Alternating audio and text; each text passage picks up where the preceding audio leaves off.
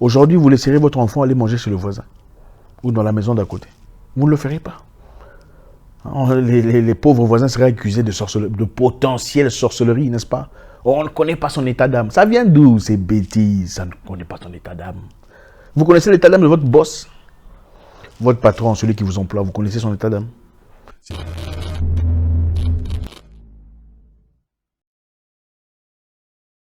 Vous savez, en 30 ans, beaucoup de choses ont changé dans notre cher continent. Et, ça fait peur. Ça fait peur.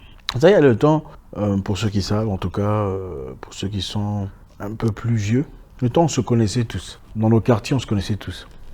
On vivait bien, on était... Donc, je pouvais définir le nom de chacun dans chaque maison dans notre quartier. C'est-à-dire, cette avenue, par exemple, notre avenue, je supposais qu'il y avait 30 maisons dans notre avenue. Je pouvais vous dire le nom de l'aîné, le nom du second, le nom du troisième, du quatrième, jusqu'au dernier. La maison suivante, je pouvais vous dire, l'aîné s'appelle Georges, la deuxième s'appelle Marie, le troisième s'appelle Mustapha, le quatrième s'appelle Luc. La maison qui suit, je vous dis, l'aîné s'appelle Raphaël, le second s'appelle Aboubakar, le troisième s'appelle Lucie, la quatrième s'appelle Marie ou Julienne. Ainsi de suite, dans tout le quartier. Et ceux qui savent, savent. Ceux qui me connaissent, au fait, pour de vrai, peuvent vous le témoigner. On connaissait tout le monde dans chaque maison, dans chaque quartier. Pas dans chaque quartier, mais dans notre quartier. Aujourd'hui, c'est pas la même chose. Aujourd'hui, les choses ont changé. Vous connaissez à peine vos voisins, n'est-ce pas? C'est ça, la modernité. Les Africains copient très mal. L'Afrique copie très mal l'Occident. Et c'est bien triste. Moi, je comprends pas comment les choses ont changé. Vous savez, dans le passé, on pouvait vivre en paix avec nos voisins. Il n'y avait même pas de clôture. Hein. Les clôtures que vous voyez aujourd'hui, avant de construire, on érige sa clôture à 3 mètres. Il n'y en avait pas. Ceux qui savent, savent. Il n'y avait pas de clôture, en tout cas dans notre quartier. Il y avait des fleurs qui entouraient les maisons. Quelquefois, il n'y avait rien. Donc, ça veut dire qu'il y avait un sens de bienvenue. Alors, vous pouvez venir frapper à la porte.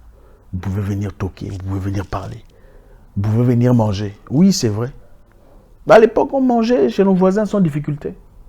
N'est-ce pas? On mangeait chez nos voisins sans s'inquiéter, sans problème. On était tous frais, on était bien. Moi, je me souviens, j'ai mangé chez les gens. Aujourd'hui, c'est pas possible. Aujourd'hui, vous craignez quoi? La sorcellerie, n'est-ce pas? Si tu manges chez les gens, tu seras, on va t'ensorceler, on va t'empoisonner, tout ça. C'est incroyable.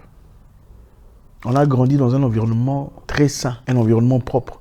On a appris comment aborder les sujets avec des étrangers. Aujourd'hui, c'est impossible. Hein? Dans le temps, on pouvait dire bonjour, comment ça va? Je m'appelle Zach, bonjour. Moi, c'est Monica. Vous commencez votre conversation, vous allez où? Ah, sans s'inquiéter du genre pourquoi il veut savoir où je vais. Cette mentalité vient d'où? Bébé. N'est-ce pas? N'est-ce pas qu'on pouvait faire ça? Aujourd'hui, vous pouvez faire ça? Est-ce que quelqu'un pourrait venir prendre votre bébé comme ça et dire bonjour? Ah, il est mignon. Sans que vous ne pensiez qu'il y a de mauvaises intentions. Vous voyez comment on a changé. Voilà comment ça se passe dans beaucoup de choses. Les gens ne réalisent pas. Aujourd'hui, vous laisserez votre enfant aller manger chez le voisin ou dans la maison d'à côté. Vous ne le ferez pas. Les pauvres voisins seraient accusés de potentielle sorcellerie, n'est-ce pas? On ne connaît pas son état d'âme. Ça vient d'où ces bêtises? Ça ne connaît pas son état d'âme. Vous connaissez l'état d'âme de votre boss? Votre patron, celui qui vous emploie, vous connaissez son état d'âme? Vous ne connaissez pas. Pourtant, vous prenez l'argent venant de sa poche. Et s'il était sorcier, manipulateur, magicien, ça ne vous inquiète pas. Hein? Bon, vous allez prier pour ça, n'est-ce pas? D'accord. Mais quand l'enfant va manger chez les voisins pour développer une communication, un sens de familiarité, là, ce n'est pas acceptable. Parce que vous avez à manger. Donc, ce principe spirituel ou prétendu spirituel n'est valide que quand vous êtes bénéficiaire. Donc, quand vous bénéficiez d'un boss qui est papa, hein, si c'est un homme, il aime les hommes, ou une femme qui aime les femmes, ça ne vous dérange pas, du moment que c'est vous qui gagnez. Là, vous allez prier pour ça. Mais si l'enfant doit aller chez le voisin pour parler, jouer, manger, ça vous inquiète. Voilà comment on a changé. Voilà comment cette façon de copier la vie venant de l'Europe a changé les Africains en général. Moi, je me souviens à très longtemps. Moi, j'ai beaucoup mangé chez nos voisins. Il n'y a pas une seule maison où je n'ai pas mangé, en tout cas si je me souviens, pendant que j'avais 9 ans, 10 ans. Je ne m'en souviens pas. Je connais toutes les maisons. Hein, les papis Kwika, mon ami Toto, paix à son âme, j'ai mangé chez eux. Chez les Olela, j'ai mangé chaque jour, j'ai mangé beaucoup. Chez les Ndimwaku, j'ai mangé. Hein? Chez les Mujinga, j'ai mangé. Chez les Polo, j'ai mangé. J'ai mangé. Chez les Kumba, j'ai mangé. J'ai beaucoup mangé. Chez les Serge Ouellet, j'ai mangé. Où est la sorcellerie? Où est le handicap mental? Où est la malédiction? Je vis une belle vie au nom du Créateur. Suis-je déséquilibré mental? Non. L'Africain a beaucoup changé et il faut rentrer en arrière. Parce qu'on copie trop vite, on copie mal. C'est ça la vérité. À l'époque, les gens mangeaient ensemble. C'est-à-dire les gens mangeaient ensemble, on mettait de la nourriture autour de la table et tout le monde venait s'asseoir et on mangeait avec les mains. N'est-ce pas? On mangeait avec les mains, si c'est le riz, peu importe le foutou, le foufou, peu importe la nourriture, on mangeait avec les mains, on s'asseyait autour de la table. C'était ça la culture en général. Qu'est-ce qu'on créait avec ça? Le partage. Le sens du partage. Il n'y avait pas d'égoïsme. Il n'y avait pas d'égoïsme. C'est-à-dire, moi je vais manger un peu, je vais laisser un peu aux autres s'ils sont absents. L'assiette est comme ça. Je mange ici, ça c'est ma partie. Je ne vais pas chercher la viande là-bas. Ok? Je prends celle qui est ici et puis je coupe. Et des fois, on prenait avec la main, tu donnes à l'autre, on coupe ensemble, je mange, il mange. Est-ce qu'on fait ça aujourd'hui? Qu'est-ce qu'on fait aujourd'hui? Aujourd'hui, chacun prend son plat, n'est-ce pas? Au nom de la modernité, on essaie de devenir blanc, ou en tout cas près du blanc pour être moderne. C'est aussi le même concept qu'on applique avec le français. Celui qui fignole français, c'est l'évoluer. Aujourd'hui, qu'est-ce qui se passe? Quand vous allez manger, on vous place vos casseroles là, vous venez vous servir. S'il y a quelques viandes, il y a 4 morceaux de viande, et il y a un morceau qui est inévitablement beaucoup plus grand que les autres. Qu'est-ce qui se passe? Qu'est-ce fait la première personne? La première personne arrivée à la table prend le plus gros morceau, n'est-ce pas? Il place le plus gros morceau dans son assiette. Il dit, bon, comme je suis premier, je prends le plus gros morceau. Combien de fois avez-vous vu une personne partir à table et prendre le morceau le plus petit? Ça n'arrive presque jamais. On a créé un sens d'égoïsme. On vous a appris à manger avec les fourchettes et les assiettes et tout ça là. Et on vous a aussi appris à travers cela l'égoïsme. Et c'est la même mentalité que vous voyez dans les bureaux, dans les emplois, dans les connexions, dans tout ça. On cherche toujours à piétiner les autres, à écraser les autres. Contrairement à ce qui se passait dans le passé, avant on voulait aider son voisin à progresser, aider son voisin à évoluer. Quand le voisin est sans emploi, on va demander qu'est-ce qui se passe, comment on peut faire pour toi. Bon, ok, on va te chercher une connexion. Je te présenterai à quelqu'un qui pourra peut-être t'aider à avancer. Qu'est-ce qu'on voit aujourd'hui? Tout le contraire. C'est la comparaison. C'est la concurrence. Qui a la plus grosse voiture? Qui a la plus grande maison? Celui qui a des opportunités n'ouvre presque jamais les opportunités aux voisins. Première raison, pour pas qu'ils deviennent comme moi, je ne montrerai pas. N'est-ce pas? Est-ce que je mens? Non, il faut me dire si je mens. Les Africains copient mal. Les Africains copient mal, très mal. Très mal. Dans le passé, il n'y avait pas « c'est mon cousin ». Ah, lui, c'est mon cousin. Ça n'existait pas. Il n'y avait pas de mon cousin. Cousin, c'est quoi? Le cousin, le concept cousin chez les Africains n'existe pas. Peut-être chez vous, je ne sais pas. Moi, ça n'existe pas. Le cousin a été importé. On vous a importé la mentalité du cousin. Ah, c'est ma cousine. Moi, je me souviens, celui que j'appellerai mon oncle, qui est en effet aussi mon père, me présentait aux gens, au milieu du public, disant « Ah, je vous présente Zach, ça c'est mon fils. Zach, il vit ici. » Il n'a pas dit « c'est mon neveu. » Ça c'est mon fils. Fils n'est pas égal à neveu. Cousin n'est pas égal à frère. Cousine n'est pas égal à sœur, ce n'est pas la même chose. Il faut laisser aux gens leur culture. Adaptez votre culture à votre culture. Il faut laisser à l'Europe la culture européenne. Il ne faut pas devenir abruti. Beaucoup de gens sont abrutis. Vos langues, vous ne connaissez même pas. Mais vous êtes là à prêcher les gens en français. Des évangiles complètement destructeurs. C'est incroyable. Le frère n'est pas le cousin. Le cousin n'est pas le frère. Regardez vos relations avec vos cousins. Pour la plupart, vous n'avez même pas de relation avec vos cousins. C'est ça la réalité. Vos cousines sont vos ennemis. C'est ma cousine, mais on ne se parle pas. Voilà. Mais si c'était ta sœur, tu serais parti la voir. C'est ça la mentalité ancienne que nous avons complètement oubliée. En essayant d'adapter nos vies à des bêtises d'aujourd'hui. Le narcissisme frévieux qu'on a sur Instagram. Tout le monde vit pour... C'est incroyable. D'accord? Je pense qu'à un moment donné, il faut rentrer en arrière pour se demander, pour se poser des questions. Les cousins sont devenus des ennemis. Ah, c'est la sorcellerie de leur famille. Quelle famille? C'est votre famille. Vous avez la même famille? Quelle sorcellerie? Quelle sorcellerie? Donc, dans le temps, il n'y avait pas de sorcellerie, quoi. Hein, c'est après, maintenant, là, qu'il y a sorcellerie. Cet évangile de sorcellerie a séparé les gens. Ouvrez vos yeux. L'évangile, ça a séparé les gens. C'est ça la réalité. La société a complètement changé. Aujourd'hui, les gens sont malhonnêtes. Dans le temps passé, pour ceux qui savent, il suffisait de dire à son copain ou sa copine ou son ami, on se retrouve sous les bananiers à 17h.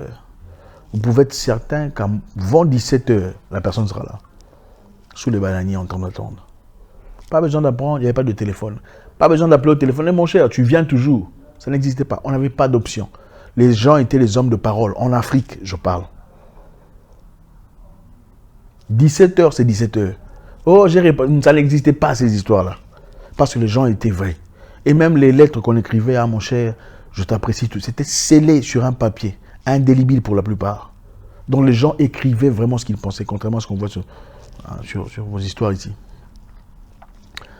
Il faut rentrer en arrière. Tout changement n'est pas une amélioration. Toute innovation n'est pas une amélioration. Il faut regarder en arrière. Aujourd'hui, tu ne peux pas toucher l'enfant de quelqu'un avant, sans qu'on ne t'accuse de... N'est-ce pas? Pourquoi? C'est comme ça qu'on est frères. On n'est plus frères. La fraternité est morte. Les gens cherchent à fignoler français, à trouver de nouveaux mots. Voilà pourquoi je vous dis, beaucoup de gens grandissent jusqu'à 31 ans. Après 31 ans, ils apprennent seulement à fignoler français. Il faut rentrer en arrière, retrouver la culture. Connaissez-vous vos voisins? Vous boudez vos voisins parce que vous êtes dans une grosse fracture. Vos voisins sont... moi, ça me choque. Hein? J'ai même vu ça personnellement. Vous entrez dans un... Comment on appelle ça? Estate. C'est quoi en français? Je ne sais pas. Les enclos, il y a plusieurs maisons. Je ne suis pas professeur de français. Vous prenez une maison ou un appartement. Mais vous arrivez là, vous voyez les voisins. Vous ne dites même pas bonjour. Vous vous attendez à ce qu'on vous dise bonjour. Vous êtes qui? Quel manque de civisme, de morale. Au fait, les gens ne comprennent pas. La bonne moralité n'existe plus. Les gens pensent qu'il suffit d'aller à l'église pour être quelqu'un de bien. Ça n'a aucun rapport. La spiritualité, le civisme, l'éducation civique et morale, ce n'est pas la même chose. Et beaucoup vont chercher l'éducation civique et morale à l'église. Ce n'est pas la même chose. Attention, le pasteur peut être mal éduqué. Un pasteur peut avoir un bon cœur, mais être mal éduqué. Attention. Vous allez quelque part, vous trouvez des gens. Il faut dire bonjour.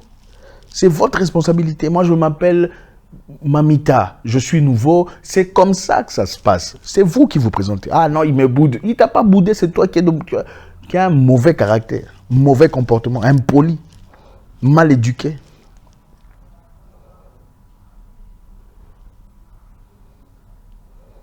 Retrouvons la paix, sans laquelle personne ne verra Dieu, pour ceux qui croient en cette histoire.